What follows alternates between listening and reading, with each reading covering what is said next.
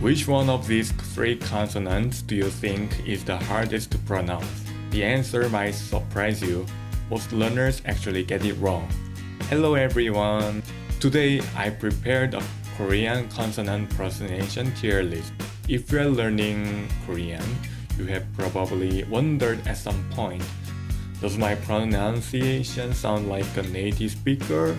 Or why is this sound still so difficult even after so much practice? Today, as a Korean teacher, I rank all 19 Korean consonants from the easiest to the most difficult. Let's start with mium. This one is easy. If you can pronounce the English M sound, you can already pronounce mium. Just remember one thing. Korean speakers don't usually hold this sound for very long. Next is niun. This one is also easy. If you can pronounce the English N sound, that's basically niun. Again, just remember not to hold the sound for too long. Next is iung, but here I'm only talking about iung in the final position or 받침. When this comes at the beginning of a syllable, it doesn't make any sound at all. It's simply an empty placeholder. When it comes at the end of a syllable, it's pronounced just like the English ng sound, sound. If you can already say then you can pronounce this sound correctly. Next is hyut. If you can pronounce the English H, you are almost there. Just let the air flow out naturally. Don't make it sound too strong. Now let's talk about leer. This is a unique Korean sound, but I would still consider it manageable. A lot of people ask, is it an R or an L? The answer is that you have to separate initial leer and final leer. They behave differently. In fact, English doesn't have a sound that's exactly the same as Korean initial leer. First, let's compare the English R and L. Both sounds are made near the alveolar ridge. For R, your tongue approaches the alveolar ridge but doesn't actually touch it before moving into the following vowel. For L, your tongue touches the alveolar ridge and stays there longer.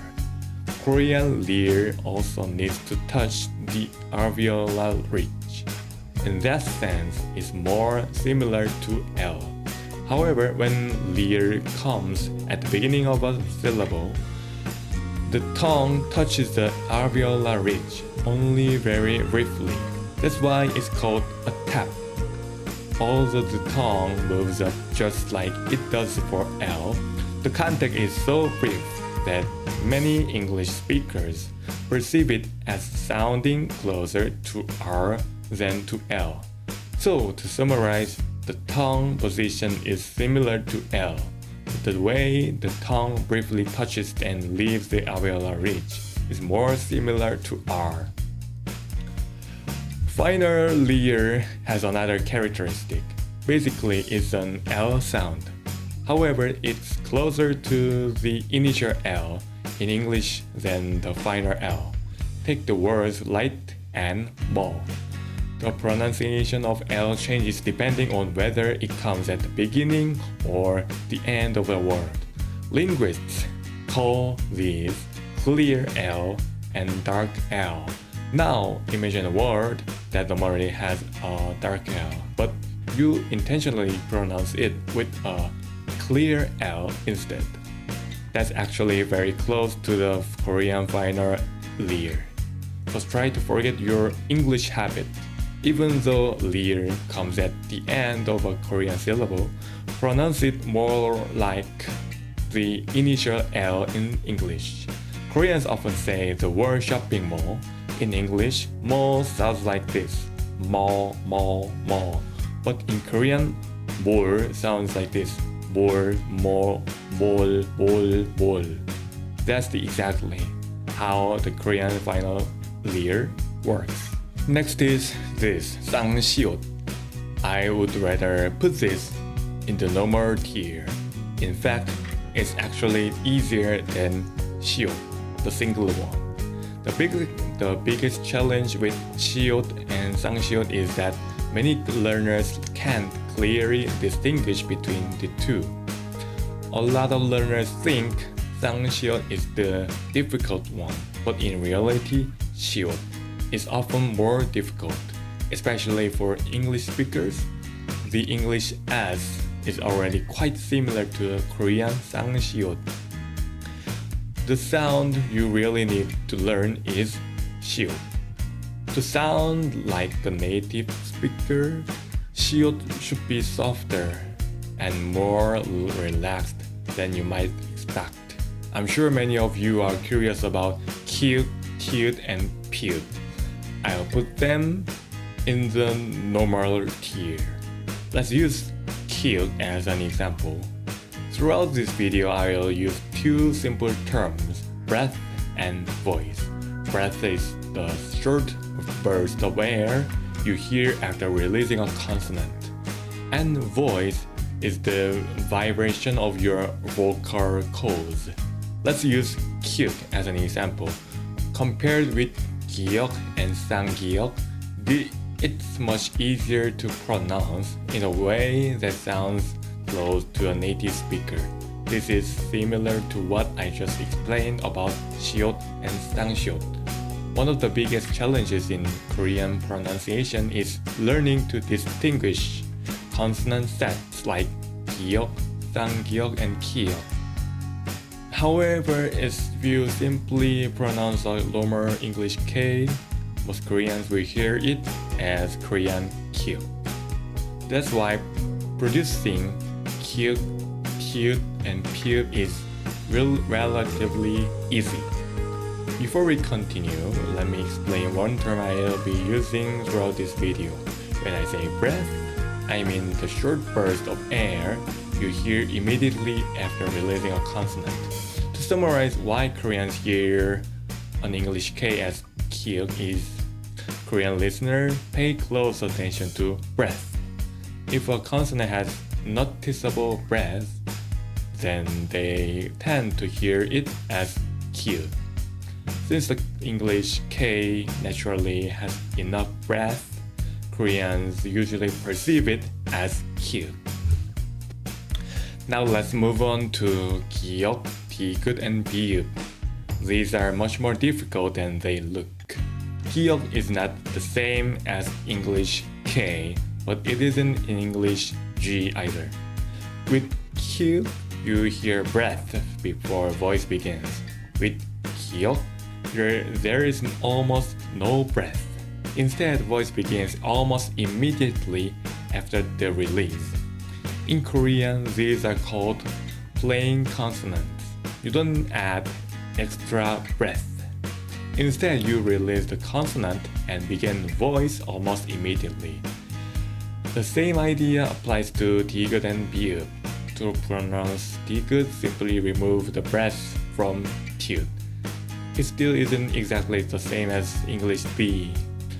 To pronounce 비읍, remove the breath from the English P.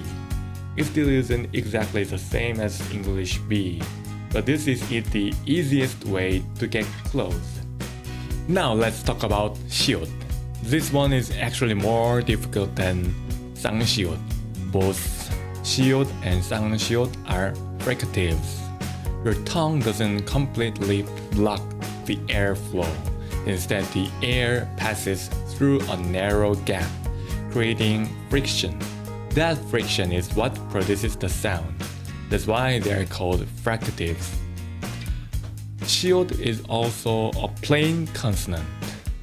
That means voice begins almost immediately after the friction starts. As a result, the friction in 시옷 is noticeably shorter than in 쌍시옷. So, 쌍시옷 is s, s, s, and 시옷 is s, s, s, s, s, s, s, s, s, s, s, s. To sound like a native speaker, the friction in 시옷 should be much more shorter than you probably expect. Now let's talk about 치읓. Many people simply think of it as the English CH. But if you want to sound like a native Korean speaker, it's a little more complicated.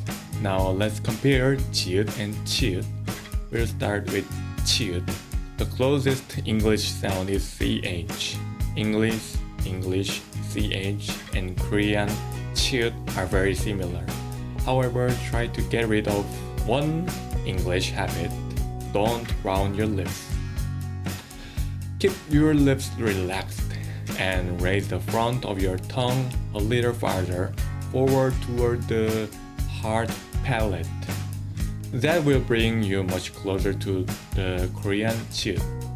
Not ch ch ch, but it's ch ch ch, ch ch ch, ch ch ch, cha cha cha. 치읓 is also difficult because it uses almost the same technique as 치읓.